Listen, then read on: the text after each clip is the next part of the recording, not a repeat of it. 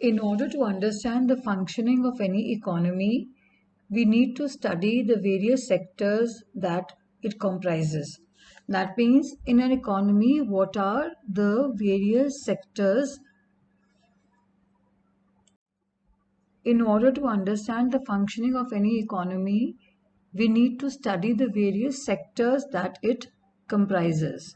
That means we should know what are the various sectors that are there in an economy. Now, all around us, we find people engaged in various types of activities.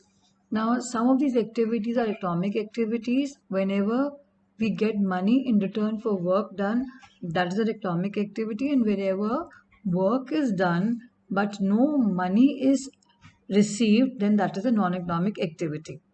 Now, when we are classifying the sectors, we can classify it on the following three bases.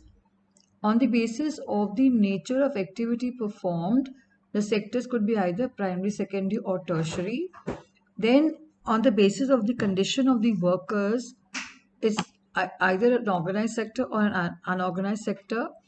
And on the basis of who owns it, on the basis of assets, on the basis of ownership, the sectors could be public and the private sectors.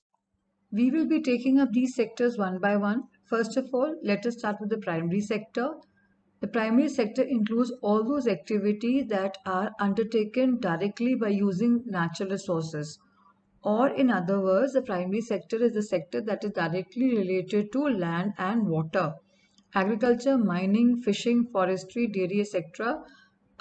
Are all examples of the primary sector. It is also called the primary sector because it forms the base for all other products that we subsequently make. Subsequently means after that. Since most of the natural products we get are from agriculture, dairy, forestry, fishing, it is also called the agriculture and related sector. After the primary sector, the next sector is the secondary sector. It covers activities in which natural products are changed into other forms through ways of manufacturing that we associate with industrial activity. This means that whenever goods that we obtain from the primary sector are processed either using hands or machines, it is called the secondary sector. It is a next step after primary where the product is not produced by nature but it has to be made.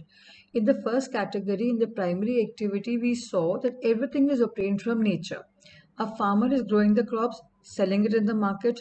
A forest dweller, a person living in the forest, cuts the wood, sells it in the market.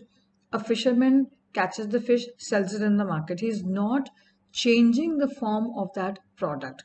But whenever the form of the primary product is changed, another product is produced using the primary product, that is called manufacturing or the secondary sector.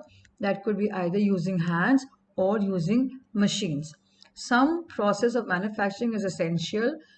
It could be either in a factory or a workshop or at home. For example, using cotton fiber from plant, we spin yarn and weave cloth. We use sugarcane as a raw material to make sugar or gur. We convert earth into bricks. So since this sector is associated with different kinds of industries, it is also called the industrial sector or the manufacturing sector. The third sector is the tertiary sector. The tertiary sector includes all those activities that help in the development of the primary and the secondary sector. These activities by themselves do not produce good, but they are an aid. Aid means help and support to the production process.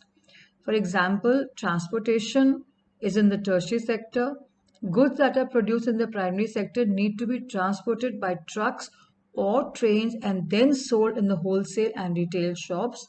Storage, that is also in the tertiary sector.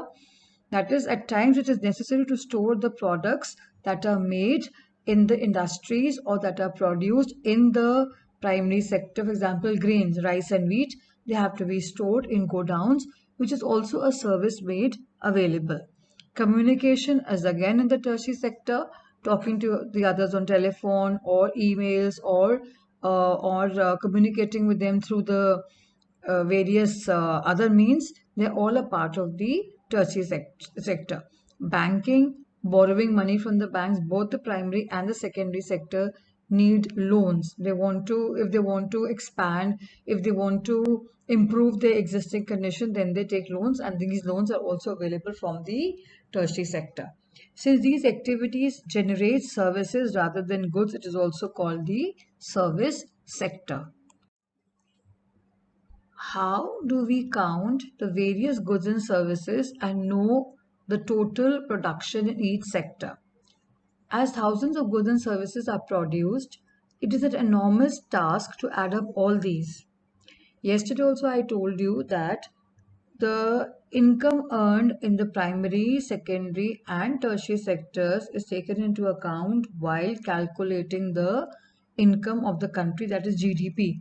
Gross domestic product is nothing but the total value of all the final goods and services produced in the three sectors, primary, secondary, and tertiary. But if we add on to it the income coming from abroad, that is called national income. So the total value of all the final goods and services produced in the three sectors plus the income coming from abroad is GNP, or the national income, that is gross national product, or the national income. Gross is total. To get to this problem, that is the problem of calculating or counting the various goods and services, and in order to know the production in each sector, the various economists suggested that only the value of the final goods and services should be used rather than adding the actual numbers. What that means is that only the final goods and services should be taken into account and not the intermediaries. Yesterday also I had explained to you that when a packet of biscuit is manufactured, that is a final good.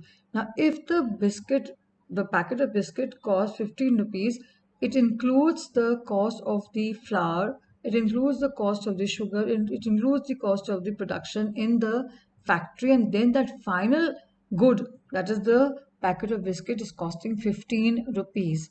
But only one precaution has to be taken while calculating the gross domestic product, and that precaution is that only the final goods and services should be taken into account and not the intermediaries. That means all those goods and services that have already being used in the process of production should not be calculated again. So only the final goods should be taken into account and not the intermediaries. Now, this is a very important question. What is GDP, or the gross domestic product? The gross domestic product is nothing but the total value of all the final goods and services produced in each sector. Here, each sector means the primary, the secondary, and the tertiary sector during a particular year, and that is the total production of the sector for that year.